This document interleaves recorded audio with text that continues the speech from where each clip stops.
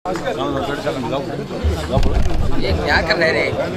त्याच्या पुढे राजेशजी शर्मा यांनी माईकचा दावा घ्या प्लीज. बघितलं नाही त्यांनी.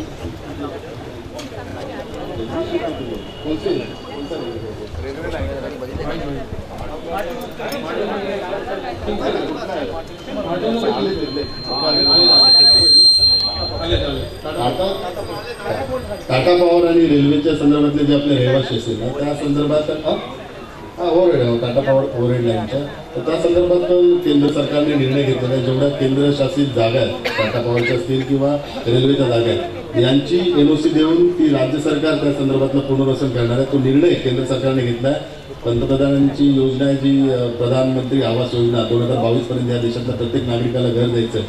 त्या योजनेच्या अंतर्गत किंवा त्या योजनेचं कारण मी अर्बन डेव्हलपमेंट कमिटीचा मेंबर आहे पण केंद्र सरकारच्या जेवढ्या जागा आहेत त्या जागांवरच्या ज्या झोपडपट्टी आहेत त्यांचं पुनर्वसन करण्याचा निर्णय केंद्राने घेतलेला आहे आणि त्या संबंधित डिपार्टमेंटच्या NOC राज्य सरकारला मिळतील. राज्य सरकार त्या संदर्भातला पुनर्वसन करण्याचा जे त्यांचं पुनर्वसन कुठे करायचं त्या संदर्भातला निर्णय लवकरच नवीन धोरणाच्या माध्यमातून जाहीर करतील. धन्यवाद.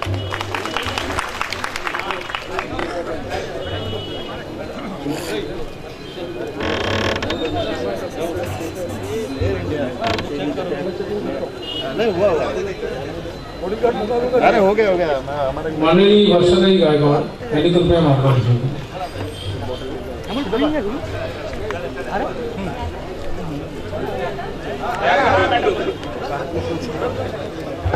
या ठिकाणी उपस्थित आताच ज्यांना पार्लमेंट असल्यामुळे गेलेले सन्माननीय खासदार राहुल शेवाळेजी, सन्माननीय नगरसेवक विष्णू गायकवाडजी, सन्माननीय नगरसेवक राजू सूर्यवंशीजी, सन्माननीय भास्कर शेट्टीजी, खाली उपस्थित असलेले सगळे आमचे भाई, आमचे राजेश वाघमारेजी, सचिन गायकवाड, आमचे मंगेश अशोक कदरजी, जीवन महेशभाई, बेंजामिनभाई, विवेक, आमच्या आशापा, दीपक वाघ, समोर उपस्थित सगळे मान्यवर, माझ्या माता भगिनी आणि बंधू. हिंदी में बोलू की मराठी में बोलू?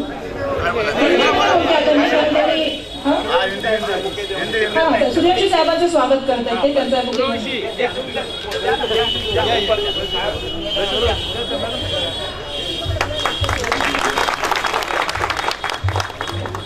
लीडर भाई फर्नांडो जी उन्होंने उनका स्वागत किया है. मी तुमच्या सगळ्यांना सांगू इच्छिते की आज जी बैठक तुम्ही सगळ्यांनी आयोजित केलेली मी खरं तर चार्ली भाईचं भाषण ऐकत होते. चार्ली भाईच्या भाषणामध्ये त्यांनी सांगितलं काही गोष्टी. मी तुम्हाला प्रामाणिकपणे काही गोष्टी आता या ठिकाणी सांगू इच्छिते की ज्या वेळेला ती बैठक झाली होती. चार्ली भाई कुठे गेले?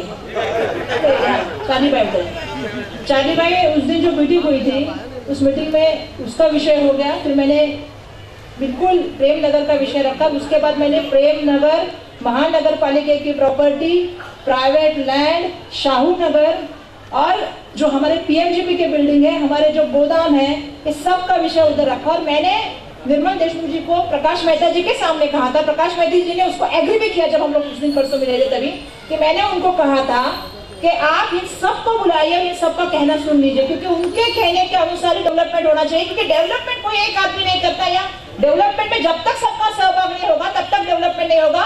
वो बात मैंने कही थी लेकिन वो बात मिनट में बिल्कुल नहीं आई जिसका जिक्र सन्माननीय खासदार साहब ने किया था कि मैंने वो जिक्र किया था. क्यों किया था? क्योंकि मुझे मालूम है क्योंकि जब हमारा पहले भी चर्चा हुआ था हम महानगर पालिका में, तब आयुक्त क्षत्रिय साहब थे जो आज मुख्य सचिव है, उनके सामने हमने बैठक लगाई थी और उनको बैठक लगा के हमने जो आप सबकी सोच है वो हमारी भी सोच है. हम आपके साथ है सभी लोग. हमने तभी लगाई थी मीटिंग और मीटिंग लगा के हमने कहा था उनको कि ये कहना है महानगर पालिका की प्रॉपर्टी है. महानगर पालिका जो PAP ढूंढ रही है वो PAP ना ढूंढते हुए जो लोग हैं जो भाड़ा भर रहे हैं उनको न्याय दे पहला. ये हमने तभी भी भूमिका रखी थी और तभी भी हमने ये सब चीजें कही थी. मैं एक एक बात पे आऊंगी. जहां तक बालिका नगर की बात है कि चार्ली भाई से टॉपिक शुरू हुई, बालिका नगर में पहले जाऊंगी. बालिका नगर में मैंने जब निर्मल देशमुख जी से कहा था कि इतना खुला एरिया है, इतना वहां पे आप देखते सब उधर है, जैसे शाहू नगर में सब चीजें वहां पे, वैसे बालिका नगर में भी हम देखते तो गार्डन है, जिम है, सब कुछ है. तो आप जाके देख के आइए. तो एक दिन निर्मल देशमुख जी गपचुप आए. गपचुप आके निर्मल देशमुख जी देख के गए. तब उनको गोपाल भाई मिले, उनको चार्ली भाई भी मिले. और देख के जाने के बाद मैंने परसों भी उनको वही कहा कि आप गए थे उधर, आपने देखा था, तो फिर आपने उसके ऊपर क्यों नहीं आपने उसके ऊपर अलग चीज सोचते. ये बात पालिका नगर की हुई थी। फिर क्या क्या कंक्लूजन हुआ मैं उसके बाद में आऊंगी। फिर बात की महानगर पालिका की, अभी जिसका जिक्र हो रहा है कि डीसी रूल में 33(9)(a) के अंतर्गत हुआ था। हमारी एक मीटिंग लास्ट हफ्ते में मिनिस्टर के पास हो गई। मेरी 2 मीटिंग मिनिस्टर के साथ ये वीक में हुई। एक वेडनेसडे को मीटिंग हुई और एक मेरी मीटिंग थर्सडे को हुई, मतलब 2 दिन पहले हुई। क्योंकि असेंबली में फ्राइडे को मीटिंग ज्यादा नहीं होती, क्योंकि मिनिस्टर जी को जाना था, क्योंकि झंडे साहब की माँ गुजर रही है, तो मिनिस्टर के उनको घर पे जाना था। तो मिनिस्टर ने कहा कि फ्राइडे को हम मीटिंग लगा देते वर्षा, तो फ्राइडे को से पहले थर्सडे को हमारी मीटिंग हो गई। उसमें निर्मल देशमुख जी भी आए थे, उसमें खानापुरे जी भी आए थे जो सीओ है, उसमें डांगे जी भी आए थे। इसमें महानगर पालिका के प्रॉपर्टी के बारे में चर्चा हुई। जो प्रॉपर्टी की आपकी बिल्डिंग है, जो चाय है, जी वार्ड है, डी वार्ड है, बाकी जो चाय है वो चाय है, शाहू नगर की बात हुई, उसमें बालिका नगर की बात हुई, उसमें पीएमजीबी की बिल्डिंग की बात हुई, और महानगर पालिका की जो बाकी चाय है, जो कहा करूँ नवी चाय है या हमारी कुंभलवाड़े की वीएलटी प्रॉपर्टी है, ये सब बातों के बारे में बात वहां पे हुई। तो प्रकाश मेहता जी और मेरे क्लियर डिस्कशन हुआ। पहले तो रेलवे के बारे में चर्चा हुई कि रेलवे के बाउंड्री के नीचे और टाटा पावर के नीचे मैंने कहा कि हमारा कमिटमेंट है कि जो भी आदमी हमारे धारावी के इसके बीच में रहता है वो धारावी के डीआरपी के अंतर्गत उसको घर मिलना चाहिए, हमारी पार्टी का कमिटमेंट है। तो आपको उनको जो है वो घर देना होगा।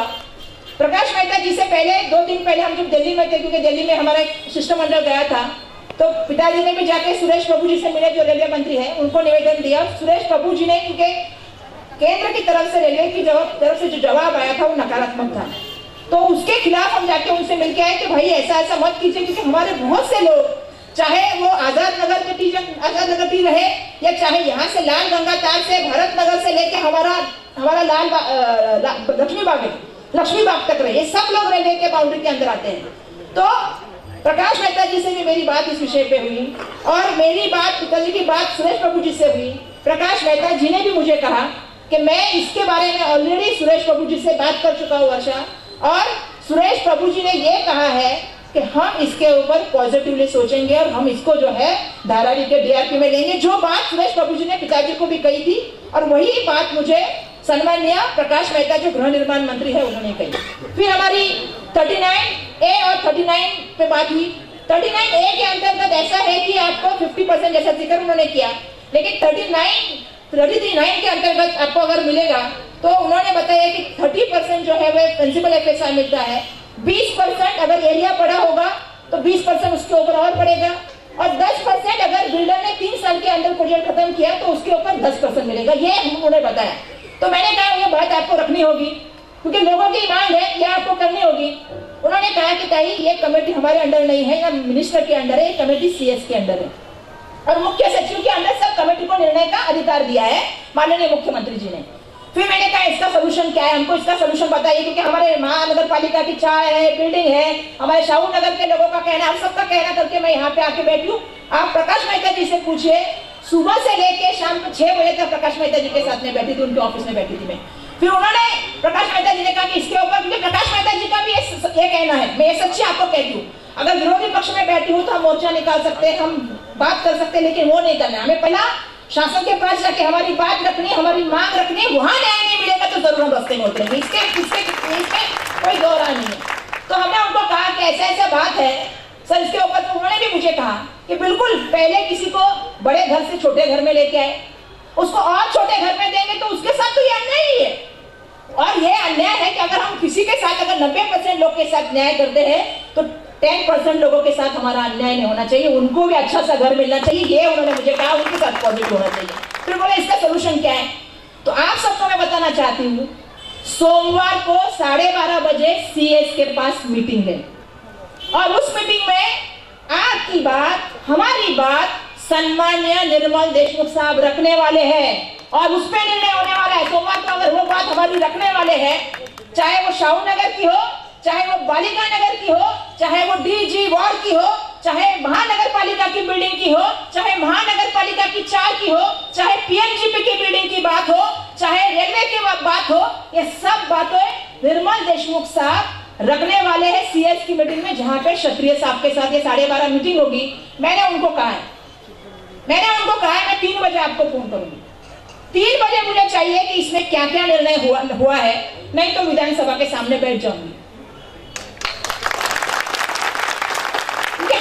हमारी सबकी सोच यही है, क्योंकि विधानसभा में जी से मिली, माननीय मुख्यमंत्री जी से मिलकर मैंने उनको कहा कि सर हमको बहुत धक्का है, क्यों आप बोल रहे थे कि शिष्टमंडल को क्यों बोलते हैं?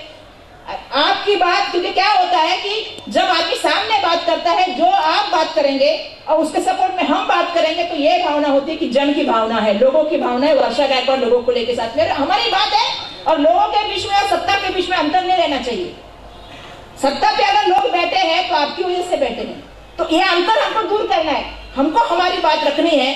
तो सोमवार को हमारी जो है सीएस के पास 12:30 बजे मीटिंग है निर्मल देशमुख जी के साथ। वो बोले प्रकाश मेहता जी मैं आपको आके बताता हूँ। प्रकाश मेहता जी ने मुझे कहा कि उसके बाद मैं शिष्टमंडल के साथ बैठता हूँ, पहला मैं उनका सुनता हूँ क्या हुआ मीटिंग में, उसके बाद मैं शिष्टमंडल के साथ बैठता हूँ। तो मैं अपेक्षा कर रही हूँ कि आने वाले ये वीक या 2 वीक में प्रकाश मेहता जी के साथ हमारी वापस एक बार मीटिंग होगी, क्योंकि प्रकाश मेहता ये अथॉरिटी मंत्री है और माननीय मुख्यमंत्री जी ने भी मुझे प्रॉमिस किया है कि आने वाले हफ्ते में वर्षा में तुझे टाइम देता हूँ, तू लेके आना। और मैंने उनसे स्पेसिफिक कहा कि सर हमको मंत्रालय में मीटिंग मत दीजिए, हमको अगर मीटिंग देनी है तो वर्षा में दीजिए, ताकि हमारे जितने भी लोग आते हैं और जितने भी लोगों को उनसे मिलना है, जिनको सुनना है, क्योंकि क्या होता है कि उसमें से मंत्रालय में भी अभी पहले तो ऐसा नहीं करेंगे, मंत्रालय में भी कट डाउन हो गया कि 4 लोग आएंगे, 5 लोग आएंगे, रिक्वेस्ट करके 20 लोग लेके गए। लेकिन जो बाकी लोग आते हैं वो सोच के आते हैं कि मेरा घर है, मुझे भी सुनना है, फिर उनके ऊपर वो अन्याय हो जाता है। इसीलिए मैंने उनको कहा है कि हमें वर्षा में सुबह बैठक का टाइम दीजिए, ताकि हम सभी लोग जाए और सभी लोग अपना कहना रखें कि भाई हमारा ये कहना है।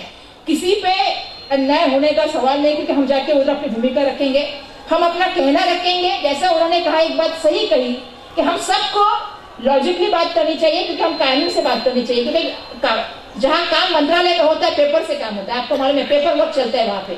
जो मंत्रालयामध्ये काम करतात त्यांना सगळ्यांना चांगलं माहिती आहे की मंत्रालयामध्ये पेपर नाही बोललं जातं, आणि म्हणून त्याच्या आधी मी शाहूनगरमध्ये पण तेच सांगितलं होतं मागच्या वेळेच्या बैठकीत वेळेला की अभ्यास करून ठेवा की कुठल्या कलमाखाली कसं, जसं मी तुम्हाला सांगितलं की मला निर्मल देशमुखांनी सांगितलं की 33(9) ए अंतर्गत आपण घेतलेलं आहे, ते त्यांचा विरोध आहे, आणि 33(9) अंतर्गत किंवा वेगळ्या कुठल्या कर्मानुसार जर घेता आलं तर त्यामुळे एवढं लक्षात ठेवा की आम्ही तुमच्या बरोबर आहोत। आणि दुसरं म्हणजे सातत्याने पाठपुरावा करतो, सातत्याने रोज पाठपुरावा करतो की काय झालं काय नाही होते का पाठपुरावा।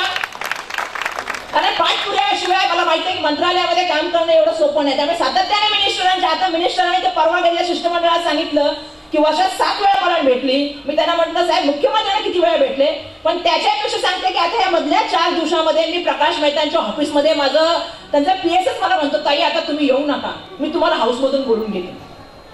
कारण काय हा प्रश्न सगळ्यांच्या जिव्हाळ्याचा आहे, हा लोकांच्या घराचा प्रश्न आहे, आणि आपली घर एकच असतं, आणि त्यामुळे आपलं घर टिकलं पाहिजे ही जी तुमची भावना आहे, आणि ते करत असताना विकासाला सुद्धा तुमचा विरोध नाही, त्याबद्दल सुद्धा तुमचं मी मनापासून आभार मानते की विकास हा असला पाहिजे, पण विकास हा सर्वसमावेशक असला पाहिजे, सर्वांचा त्याच्यामध्ये समावेश पाहिजे, सगळ्यांनी त्याच्यामध्ये बरोबरी पाहिजे। म्हणून मी या घडामोडी तुमच्या समोर ठेवलेल्या आहेत की या मधल्या काळातल्या घडामोडी 4-5 दिवसापूर्वी आपलं झालं होतं, त्याच्यानंतर मधल्या काळामध्ये काय घडामोडी झाल्या त्या मी तुमच्या समोर सांगण्याचा प्रयत्न केला। खासदार, आमदार, नगरसेवक ज्याच्या परीने जे करता येईल ते काम करण्याचा प्रयत्न करत आहोत, ज्या तऱ्हेने काम करून जास्तीत जास्त काम। म्हणूनच मी मगाशी ते बोलत असताना त्यांना मध्ये म्हटलं की संघर्षाची वेळ येणारच नाही, असं आपण किंवा कोर्टात जायची वेळ येणार नाही, हाच आपला प्रयत्न असला पाहिजे, आणि तोच प्रयत्न करण्याचा प्रयत्न आपण करतोय। आता याच्यामध्ये मला कळेल की नंतर काय, त्याच्यानंतर आपली काय भूमिका ठरवायची ती त्यानंतर ठरवावी। सध्या एवढं मी सांगू शकते की मी माननीय मंत्री महोदयांशी चर्चा केलेली आहे, माननीय मंत्री महोदयांनी पुढच्या हप्त्यामध्ये दिलेले आपल्याला त्याप्रमाणे आपण पुन्हा माननीय मंत्री महोदयांची मी सोमवारी पुन्हा भेटते। माननीय मंत्री महोदयांना सांगते की ह्या मीटिंगच्या नंतर आम्हाला आमच्या लोकांना कॉन्फिडन्स मध्ये घ्या आणि सर्वसमावेशक विकास करा, आणि या बाबतीमध्ये त्यांची आणखी सुद्धा भूमिका आहे, पण ती सध्या यासाठी सांगत नाही की अजून त्याच्यावरती माननीय मंत्री महोदयाशी चर्चा झाल्यानंतर समजा नाही झालं तर काय करायचं हे सुद्धा त्यांनी भूमिका सांगण्याचं सांगितलेलं आहे। तर काय करू शकतो आपण, कसं करू शकतो ते सुद्धा ते सांगण्याचा प्रयत्न केलाय त्यांनी तिथं, ते सुद्धा माहीत करून या म्हणून सांगितलं, त्याचा डेव्हलपमेंटवर काही फरक पडेल का ते सुद्धा फाइंड आउट करायला सांगितलं, आणि ते झाल्यानंतर आपण माननीय मंत्री महोदयांकडे बसू आणि प्रत्येक गोष्टीवरती माननीय मंत्री महोदयांकडे आणि मुख्यमंत्री महोदयांकडे आपलं म्हणणं मांडू। मंत्री महोदयांना ते सगळं माहिती झालेलं आहे, कारण त्यांच्याशी माझे खूप वेळा बोलणं झालंय। आपण मुख्यमंत्री महोदयांनी एकदा सांगितलेले, पण पुन्हा एकदा जाऊन त्यांना सांगू, कारण त्यांना पूर्ण महाराष्ट्राचा व्याप आहे, पुन्हा एकदा भेटून त्यांना सांगू एकदा मंत्री महोदयांनी घेतलेला निर्णय, एकदा CS ने घेतलेला निर्णय माननीय मुख्यमंत्री मानतील याची मला पूर्ण खात्री आहे. नाही तर संघर्षाची वाट मोकळी आहे, ती आपण कधी करू शकतो. पण संघर्ष होण्यापूर्वी, कारण विरोधात बसले म्हणून विरोधात बोलणं हा वर्षा गायकवाडचा आम्हाला स्वभाव नाही. मी खरं तर आता आम्ही विरोधात बसलेलो, आम्ही फार याच्यावरती राजकारण करू शकलो असतो, पण राजकारण करण्यासाठी आपण तर बसलो नाही. लोकांच्या विकासामध्ये राजकारण नाही, लोकांच्या घरामध्ये राजकारण करायचं नाही. ही भूमिका आमची आज आहे, काल आहे आणि उद्याही आहे. तुमच्या बरोबर आम्ही आहोत. तुमचा पाठपुरावा करण्याचं काम लोकप्रतिनिधी मी करते. कुठेही तुम्हाला असं वाटलं की ताई तुम्ही अजून हे केलं असतं तर अजून बरं होईल, ताई हे केल्यानंतर आम्हाला अजून न्याय मिळेल, तुम्ही सांगा, तेही करायला मी तयार आहे. पण जे मला योग्य वाटतं आजच्या क्षणीला की मंत्र्यांकडे जाऊन निर्णय घ्यावे, मला जे योग्य वाटलं की दिल्लीला जाऊन सुरेश प्रभूंना भेटून त्यांना आपली रिक्वेस्ट करावी, मला आज जे योग्य वाटलं की निर्मला देशमुखांना सांगून मी CS ला रिक्वेस्ट करावी, कारण CS ची कमिटी सगळे निर्णय घेते, मी CS ला रिक्वेस्ट केलेली आहे, ती करावी. आणि याच्यानंतर आपल्या सगळ्यांबरोबर बसून सर्व समावेश विकास करावा, ही आमच्या सगळ्यांची इच्छा आहे. ती इच्छा तुमच्या बरोबर आम्ही होऊन करू, हीच मी या ठिकाणी आपल्या सगळ्यांना ग्वाही देते आणि आपल्या सगळ्यांचे मनापासून आभार मानते. धन्यवाद. आपल्या सगळ्यांनी मी एवढ्या मोठ्या संख्येने, खरं आज बघितलं की एवढ्या मोठ्या संख्येने भगिनी पण आल्यात. खरं तर या इथे खूप मिटिंग होतात, खूप पक्षाच्या होतात, खूप मिटिंग होतात. पण आज ज्या तऱ्हेने, कारण ही तडप आहे, तडप घरासाठी आहे. आणि घरासाठी असतं कारण काय, घरामध्ये कुटुंब असतं, घरामध्ये संस्कार बांधतात आणि घरामध्येच सगळं असतं. आणि म्हणून ज्या दडपणे तुम्ही आलाय, ज्या पोटतिडकीने तुम्ही आलाय, ती पोटतिडकी आम्हाला सुद्धा जाणवते आणि आम्ही त्या पोटतिडकीच्या बरोबर तुमच्या बरोबर आहोत, एवढंच मी सांगते आणि आपल्या सगळ्यांचे आभार मानते. धन्यवाद. जय हिंद, जय महाराष्ट्र, जय हिंद. आमदार वर्षाजी गायकवाड यांचं अभिवादन विलाजी पुष्पगुच्छ देऊन करते.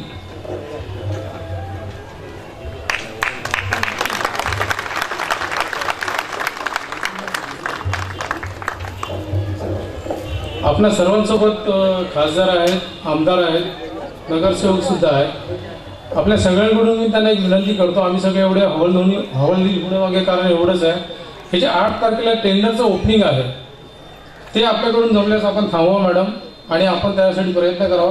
नाही तर आम्हाला 8 तारखेपर्यंत काहीतरी चळवळ करावी लागेल. त्यासाठी आपल्या सर्व आपण जे अधिवेशनामध्ये मांडणार आहात त्याच्यामध्ये ही टेंडर प्रक्रिया पुढे करावी अशी माझी विनंती आहे. याच्या पुढे आपले माननीय नगरसेवक विष्णूजी गायकवाड आपल्याला मार्गदर्शन करतील.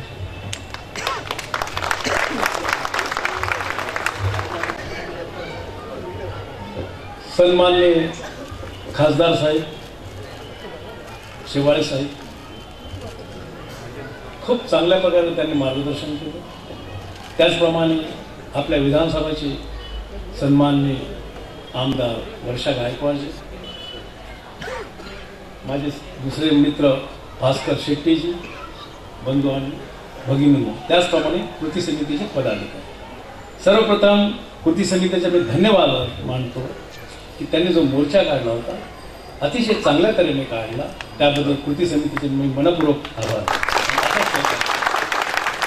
मित्र हो, आम्ही तिघेही जर लोक आहोत, खासदार, आमदार आणि नगरसेवक, त्यांनी गरिबी फार जवळून पाहिले, गरिबीचे चटके लागलेले आहेत. असं कृपया समजू नका की सगळे हायफाय आहेत, सगळे जे आहेत परंतु डॉक्टर बाबासाहेब आंबेडकरांच्या आशीर्वादाने आहेत याची मात्र जाणीव होती. आपण ह्या तिघांनी पण जवळून पाहिलेली आहे. माझी विनंती आहे ह्या सगळ्यांना, सहकाऱ्यांना माझ्या, तुम्ही तर निश्चित दोघे पाठीशी आहे, मी राहील, परंतु हे एवढं सहजासहजी इझी होणार नाही.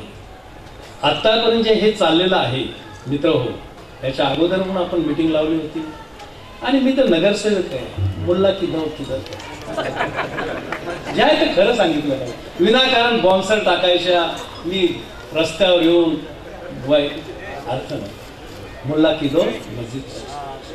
मित्र हो, हा जो चाललाय प्रोग्राम आपला सगळ्यांचा आणि खूप चांगला चाललेला आहे.